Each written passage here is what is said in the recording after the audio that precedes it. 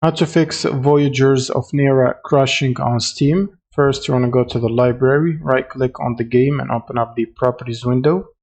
And then under launch options, you want to type -dx11, or you can try -d3d11 if the first command does not work for you. Then go to the installed files, click on verify the integrity of game files button, and wait for this process to finish checking files.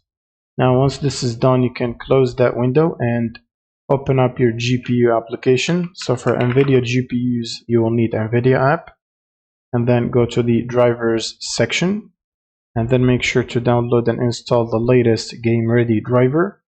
You can also try to reinstall it if you have the latest one already. And once you finish reinstalling or installing the driver, open up your browser and search for Redist. Click on the first link and then scroll down to this table. Make sure to download the 86 and the 64 version, or both of these, the 86 and the 64, and install them.